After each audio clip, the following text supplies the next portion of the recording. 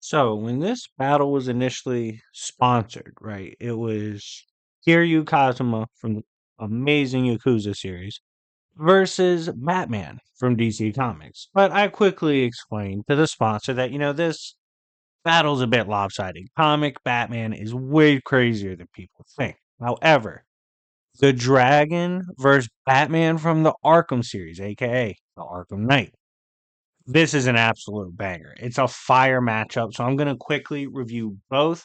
And if you guys love versus battles and want to see them continue to show up on the channel, make sure to hit the like and subscribe if you haven't already, and join Yancey Street Gang. Now, back on topic. First, let's discuss Arkham Batman. Now, Arkham Batman is a character who, again, is not exactly as fleshed out as comic book Batman, given that's been a case since the 30s to the present day. However, Arkham does have several games. It also has accompanying tie-in comics and even some animated material. So there is a lot you can pull from to establish a really pronounced background for him. This is a Batman with the typical origin of comic book Batman. However, the amount of fighting styles aren't as cleanly specified as the Batman from the comics, but we do know he is not only an expert in most known and practiced martial arts such as karate, boxing, and all those styles, but he also has an adaptive fighting style. As Azrael even pointed out, that when Batman fights, he adapts and evolves as a fighter during these conflicts, even in a rapid period of time. This has allowed him to go toe to toe with some of the heavier hitters in the Arkhamverse and some of the more skilled combatants, including the likes of Deathstroke, who he has fought on several occasions. And to take on him, as well as other highly prominent skilled assassin types. It shows his extreme skill. He's incredibly brilliant as well, one of the best detectives in video game history, constantly solving riddles and puzzles throughout his story in his many games. In terms of physically what he's capable of, he's not as insane as the comic book version of Batman. That is, the bullshit you see him do, it's just not as absurd as typically portrayed in the books. Now, in terms of what he has shown, he can dodge electric blasts and move faster than energy beams as well, and some lasers. So you can get him to relative to maybe light speed if you're really feeling yourself. On top of this, physically, he's gone toe to toe with the likes of Killer Croc, King Shark. He's gone toe to toe using explosive gel with the likes of Titan Joker, who is absolutely massive. He also literally just put hands on a massive shark and forced it to retreat by beating the brakes off it. Gone toe to toe with Juiced Up Bane, all these characters. He's done quite well. So, in terms of the superhuman capacities and capabilities of physicality, Batman's no joke. And on top of this, he has some resistances to blunt force and piercing weapons due to his armor, which gets upgraded throughout the series. And on top of this physicality, he can fight for hours and go literally all night fighting hundreds, if not thousands, of opponents throughout the night. On top of this, he has an insane array of gear, everything from explosive gel that's leveling walls and leveling characters that easily take these out. He also can add this gel to his attacks, which again allowed him to drop off Titan Joker, who is massively amped. He can use this explosive gel as a regular weapon, spraying it out. He has freezing capabilities in terms of the ice weapons he can use. He has his regular batarangs, explosive batarangs, remote controlled batarangs, controlled detonations, his smoke. He can hack different things. He can summon the Batwing and the Batmobile if he's in Gotham, of course, with simple clicks of a button. He has a very versatile arsenal, and this will allow him to be incredibly dangerous, not just in hand to hand combat, but from a decent distance. He has capabilities from different ranges, which makes him very formidable. Overall, this Batman's profile is not as exquisite, not as insane, not as detailed as comic book Batman, but Arkham Batman is still no joke, has fantastic scaling, and he has a fantastic arsenal. But is it enough to stop the dragon from Yakuza? Let's review his profile.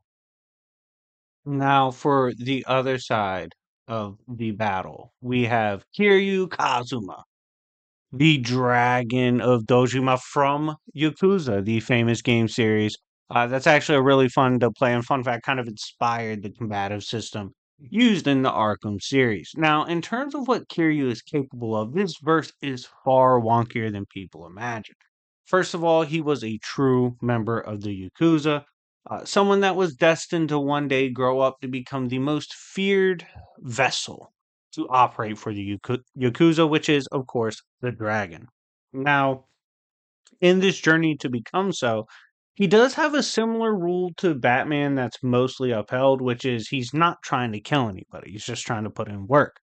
However, this kind of relies on you being able to take what he dishes out, which is pretty absurd to look at. And throughout his time, he's had to fight the most dangerous crime families throughout the land, the most skilled fighters ever seen, the most dangerous assassins in the continent, and even some of the most feared warriors of all time. So, overall, his story is pretty crazy as the dragon, and everything he's run into up to this point has been absurd. Now, in terms of physically what he's capable of, I think the best way to scale him or to give you an idea of how crazy he is to look at someone like Mr. Shakedown. Now, Mr. Shakedown is a character that Kiryu has gone up against several times throughout the series. Now, Mr. Shakedown is someone who is looking to become the ultimate form of fighting and the ultimate monster or beast, but to do so, he has to defeat the dragon.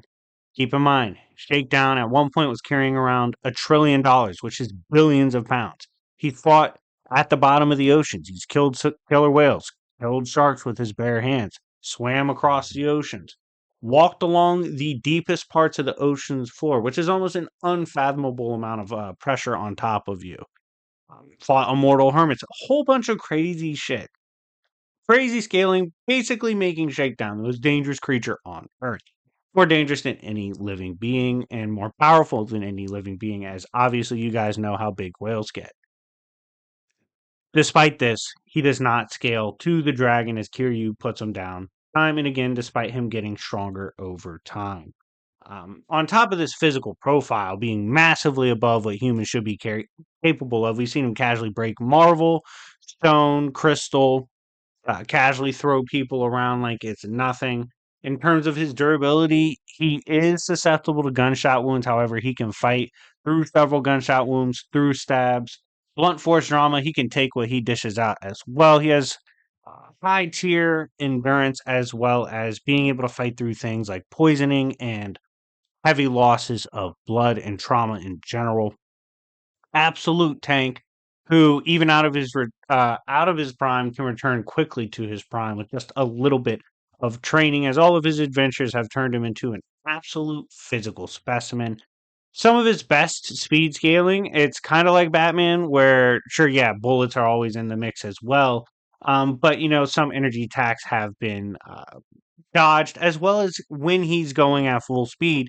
Time around him himself seems to slow down, and people he hits them so fast he can hit them while they are in the air, and then they eventually get launched. Okay, so he does have some pretty weird speed scaling here and there. Overall, his physical profile is pretty impressive, and let's move on to what he's capable of in the fight.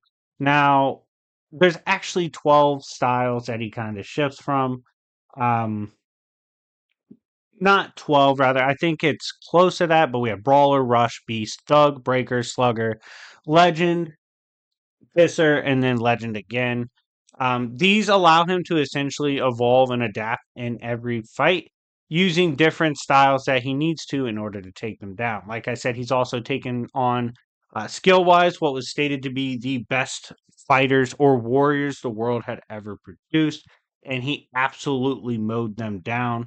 On top of this, he's taken on world class and world champion Muay Thai fighters, world champion boxers with pretty much no difficulty, and he's done so back to back as well. And he's faced other characters that should scale to the likes of the dragon. Now, in terms of the weapons he carries in combat and what he'd use, he's not really known for being much of a weapons guy, but one of the coolest weapons we're going to go ahead and give him that he's used is the Destroyer of Lands. This is the most powerful cannon available. The Destroyer of Lands has the firepower to absolutely send foes flying. It's also believed to be inspired by an 18th century naval cannon, weighs thousands of pounds, and packs an explosive punch. Overall, the Dragon is an absolute monster. Kiryu is one of the most fun game series out. Amazing lore, and he's much, much more capable than people give him credit for. But is it enough to beat Batman from Arkham? Let's get into it. So, first of all, smash the like button if you haven't already.